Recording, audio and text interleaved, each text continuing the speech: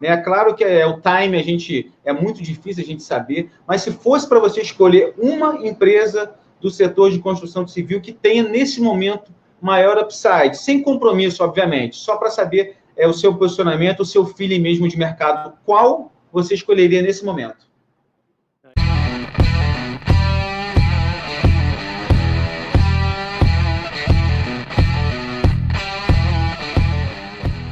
E aqui é o Rafael Zatá, da Carteira Z, e hoje aqui, a pedidos, estamos com o gestor do fundo 3R Real Estate, que é um fundo, o Tomás Awad, né, que teve essa gentileza de aceitar essa live nossa. Esse é um fundo focado no setor de construção civil, né, que existe desde 2016. E eu vou começar já perguntando para o Tomás, qual foi o trigger que levou vocês a abrirem um fundo exatamente nesse período aí, em 2016? Pode explicar um pouquinho para a gente e se apresentar também, apresentando a casa, Tomás. Boa noite. Claro, Rafael. Boa noite, obrigado pelo convite aí. Bom, vou falar um pouco do meu histórico, aí vocês vão entender por que a gente abriu o produto. Eu fui analista que a gente chama de sell side, né? Analista de corretora por 13 anos. Um bom pedaço da minha carreira foi ali BBA e Itaú, né? Eu peguei BBA em 2000, virei Itaú, fiquei lá até 2009.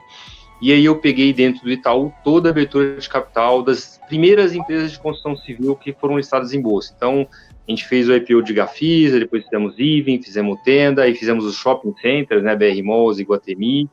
Então, a partir dali, eu criei um vínculo com o setor muito forte, uma proximidade com o setor, passei a acompanhar como analista. Em 2009, eu saí do Itaú. Primeiro, eu montei uma gestora voltada para o setor imobiliário até, que era para investir em projetos diretamente, e em 2012 a gente começou a 3R. A 3R era uma gestora independente, que tem um DNA de análise fundamentalista em ações. Hoje ela tem algumas unidades de negócio, não é só os fundos abertos, mas claramente ela sempre teve um vínculo com o setor. Eu desde sempre, desde 2005, eu cubro o setor como analista, visito as empresas, conheço as pessoas que tocam as empresas, conheço as empresas listadas. E aí, 2016, que você comentou quando a gente abriu o fundo, o que aconteceu? A gente vinha acompanhando o setor muito de perto, o setor estava literalmente abandonado em bolsa, ninguém queria nem saber, falava que as empresas iam todas quebrar, que tinha que fechar tudo. E a gente, como estava muito perto do setor, abria a demonstração financeira todo o trimestre das empresas, falava com as empresas, listava elas, a gente começou a vislumbrar ali uma virada do setor. Basicamente, as empresas já tinham parado de lançar, ainda estavam lidando com um problema de distrato, mas a gente falou, olha, esse problema de distrato uma hora vai se resolver, porque você acaba de entregar produto, tem distrato na hora que se entrega, mas depois isso cai, e a gente vislumbrou que ia ter um ciclo de recuperação, até pelo ponto em que as empresas estavam, o valuation delas era muito barato, foi por isso que a gente lançou um produto. A grande verdade é que a nossa tese demorou um pouco mais para se provar, então a gente vê nos últimos meses a performance dos últimos 12 meses muito forte. Realmente a nossa tese demorou um pouco mais para acontecer, mas ela está acontecendo dentro do previsto. Quando a gente lançou o fundo, a gente falou o fundo vai ou dobrar ou triplicar em 3 a 5 anos, ele fez 3 anos agora, está praticamente não dobrou, mas já bateu ali 92%, hoje está 80% e alguma coisa, e a gente acha que esse ciclo de recuperação ainda tem um pouco de espaço para acontecer para frente. Legal, Tomás, muito interessante saber aí, porque a gente vê poucos fundos aí focados em um setor só, e a gente está curioso, né, para saber um pouco mais do fundo, né, como a gente falou aqui, ele existe desde 2016, mas como você até confirmou, o destaque dele da performance foi, no último ano, rendeu em torno de 80%, só nos últimos 12 meses, a 22% de Bovespa, né, e eu queria perguntar de você, né, que você comentasse um pouco sobre a performance nesse período agora, né, e a performance como um todo. Quais foram as principais atribuições para a performance desse último ano? Quais foram as empresas que, de fato, trouxeram esse alfa para o fundo? Tá. Bom, ao longo da vida dele, tem 3 anos, acho que o que a gente vem fazendo razoavelmente bem é a mudança de mix. Vamos para baixa renda agora, vamos para alta renda agora, vamos para... Tem uma história específica que está tendo um momento específico, vamos fazer ela. Então, acho que a gente conseguiu fazer ao longo do tempo algumas coisas. A gente, por exemplo, pegou a EZTEC muito bem lá, da Bacia das Almas até distribuir aquele dividendo grande da venda da Exetal, esse foi um movimento que a gente fez. A Gafisa mesmo, que é uma empresa hoje que a gente vê com muita preocupação, eu já estive no conselho, mas a gente vê a empresa em si, o operacional, com muita preocupação, mas a gente pegou um movimento muito bom dela em 2016, 2017, então teve vários movimentos específicos. O fundo, quando começou, a gente achou que a alta renda ia reagir mais rápido, a gente demorou para acontecer, a gente acabou migrando para a baixa renda, mas, obviamente, a gente tem vários papéis, não é só a baixa renda, e agora, os últimos 12 meses que você me mencionou, os principais destaques, claramente, foi o média alta renda, porque a gente achava mesmo que era o momento disso, e aí você tem Elbor como um destaque claro do fundo, você tem a Iven como um destaque claro do fundo de performance, e no baixa renda, mesmo no baixa renda, a gente tinha uma posição tanto em tenda quanto em direcional, que foram muito bem as duas. A direcional veio muito bem, a direcional dobrou, né? Então ela claramente contribui bastante, e a tenda também veio muito bem. A tenda, na verdade, a gente pegou um movimento inteiro dela, desde a separação do famoso spin-off da Gafisa, a gente pegou muito bem, a gente subscreveu tudo que a gente podia subscrever lá, e vem surfando a onda. Hoje não é uma posição tão grande do fundo já, eu diria que nos últimos 12, Elbor, Iven e direcional foram os destaques principais. Muito bom. Realmente o fundo tem sido destaque aí nos últimos períodos, e ele tem uma especificidade também que é bem diferente dos outros fundos. Geralmente um fundo que lida com ações tem uma liquidez em D+30, algumas exceções, e a liquidez dele total é em 60 dias. Explica para a gente por que dessa liquidez, como isso ajuda vocês e protege o investidor também, né? É isso, mas aí eu vou te falar uma outra coisa assim que eu não tinha te... quando a gente lançou o fundo, a liquidez do setor estava muito baixa, né? Pensa em 2016, se a gente olhar lá, pegar dados de Economática, de Bloomberg, da base que a gente quiser, a liquidez era muito baixa, porque o setor estava literalmente abandonado pelos investidores, abandonado pelo sell-side, né, por todo mundo. Então a gente tinha uma preocupação lá, a gente fazia a conta, a gente falava qual que é a capacidade que a gente tem, que tamanho de fundo a gente quer ter, a gente queria ter lá um fundo de 200 com 300 milhões de ativos sob gestão, e aí fazendo a conta de trás para frente, quanto de prazo a gente precisava para conseguir montar com base numa carteira modelo, assumindo que a gente faz lá 25% do volume diário dos papéis. Então, a conta lá foi muito racional, com base nisso, a gente precisava ali uns 45 dias para liquidar o fundo, a gente colocou D60. O que acontece? A liquidez melhorou bastante dos papéis ao longo desse último, do mesmo jeito que o setor performou muito bem, a liquidez melhorou muito. Então, a gente está exatamente agora num processo de implementar um prazo menor para o fundo, então ele deve estar até novembro com prazo de resgate bem mais curto, porque a liquidez deixou de ser um problema para o setor, tá? Então ele vai ter um prazo mais curto. Muito bom, muito bom. O pessoal vai ficar feliz aí.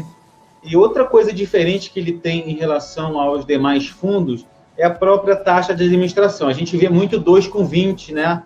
2% de taxa de administração e 20% de taxa de performance, geralmente sobre o Ibovespa. E o fundo Real Estate é um fundo que tem a taxa de administração de 1,25, né? É um pouco menor, e o benchmark é o IPCA mais 10%. Inclusive, a taxa de performance é também, obviamente, sobre o que exceder esse benchmark. Então, eu queria que você explicasse um pouco sobre isso, né? Por que foi decidido ser o IPCA mais 10%, e isso acaba fazendo com que o fundo seja para investidor qualificado. Você pode falar um pouquinho para a gente sobre isso? Claro. Na verdade, a gente se debateu na hora de lançar o fundo, qual seria o benchmark justo para o investidor. A gente sempre procura montar um produto, obviamente a 3R quer ganhar dinheiro, quer ter receita com performance, etc., mas você precisa apresentar uma proposta que a gente ache justa e honesta com o investidor. E o setor imobiliário tem um problema, que ele é muito pequeno nos índices relevantes. Mesmo o IMOB, que é o indicador do setor, vamos dizer assim, o IMOB 55%, 60% eles são shoppings, que tem uma dinâmica muito diferente das construtoras, então faltava um indicador razoável.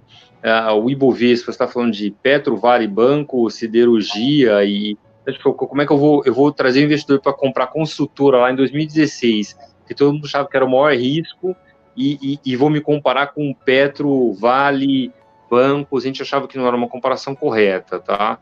Então, no final, o IPCA mais 10 foi uma medida de, olha, é um setor arriscado, acho que se eu pagar 10% de taxa real, eu estou refletindo o risco do setor, tá? Então, foi por isso, e aí você tem razão, ele vai para qualificado. ele tem um outro problema, que é a questão de concentração dele. Além do benchmark, como tem poucos papéis no setor, ele acaba sendo um fundo muito concentrado. Então, hoje a gente tem os dois problemas para deixar de ser qualificado, que é o benchmark e também a concentração, tá? Pô, bom você falar disso. Eu queria te perguntar, então, aproveitando que você falou de concentração, quantos papéis o fundo costuma ter em portfólio? O fundo, o objetivo dele era ter de 6 a 10, ele devia rodar ali 7 com 8, mas hoje ele está mais para 6 do que para 8. Então ele é um fundo bem concentrado, tá? Perfeito. Aí fica a sugestão também, a gente estava até falando um pouquinho antes, o pessoal pediu, né, para vocês futuramente, se possível, abrir um fundo que não seja para investidor qualificado, seria aí uma ideia, né? Que o pessoal, muita gente está começando no mercado, quer se expor um pouco, de repente, ao setor de construção civil e ver o fundo de vocês como referência e, às vezes, não tem essa oportunidade. Então, fica essa ideia. O que você acha? Acho ótimo. Nós vamos pensar com carinho na casa, pode ter certeza. Amanhã mesmo vamos discutir essa ideia, a gente gosta da ideia, assim. Perfeito. Tomás, para não tomar muito tempo, eu queria fazer só mais 2 perguntinhas. Na verdade, a última, né? Para terminar, eu queria saber como você enxerga o cenário para o setor de construção civil ainda nesse último trimestre agora de 2019 e 2020, né? Porque às vezes o investidor fica muito empolgado com a rentabilidade do último ano, do último período, mas ele sempre gosta de ouvir o que o gestor tem a dizer sobre o futuro, né? É claro que a rentabilidade passada nunca vai garantir a futura, mas esse insight aí do gestor, o know-how dele, faz a gente ter uma pista do que ele está esperando para o setor. E isso é muito importante que a gente saiba. O que você tem a dizer sobre o futuro próximo, futuro aí longo do fundo? Tá. Rafael, acho que aí é importante, vamos dividir em 2 partes. Primeiro, o que vai acontecer com as empresas do lado operacional, o negócio das empresas em si, e aí depois eu falo um pouco como as ações vão reagir a isso. Acho que são 2 coisas que vão ser bem diferentes para frente, ou tem comentários específicos. Acho que as empresas estão num momento bom, continua num movimento bom, a gente veio de um cenário de depressão, né? Então as empresas estão voltando a ser empresas normais. A gente falava, elas vão lançar produto, lançar com margem decente, vão ter pouco distrato, a gente está começando esse ciclo, que é bons lançamentos, com boas margens, com pouco distrato. Acho que tem uma coisa que é importante, contabilmente as empresas vão continuar melhorando, porque você vai deixando a sujeira, se eu puder dizer assim, do passado, dos distratos, das coisas que elas tiveram que vender muito mais barato do que elas esperavam vender porque mudou o mercado. Então, tudo isso está ficando para trás e está entrando agora na conta, no contábil dessas empresas, começa a entrar uma safra de projetos que já está mais bem precificada, que o custo de construção já foi ajustado, que provavelmente o custo de terreno já está mais ajustado, né? Então, na média, você vai ver um ciclo operacional que continua melhorando, vai melhorar no quarto tri, vai melhorar o ano que vem, tá? E você vai ver números contábeis mais, vamos dizer assim, agradáveis, melhores, tá? Muita empresa que dava prejuízo voltando a dar break-even, depois dando lucro. Algumas que já voltaram a dar lucro vão aumentar o lucro contábil para frente. Então, esse é o cenário lá. Acho que, obviamente, a gente sempre fala, tem que tomar cuidado para não empolgar, né? A nossa regra, acho que se pegar a última carta nossa do fundo, a definição é não empolgar, né? É bom o cenário, mas não pode empolgar. E aí, quando a gente olha para as ações, eu acho que, assim, tem coisa boa, dá para ganhar dinheiro, mas tem que tomar cuidado para não empolgar, e tem coisa que já está bem precificada. Tem empresa muito boa e que já está bem precificada. Então, acho que não é comprar qualquer coisa, não é simplesmente comprar uma ação do setor ou a que subiu mais nos últimos 12 meses, tá?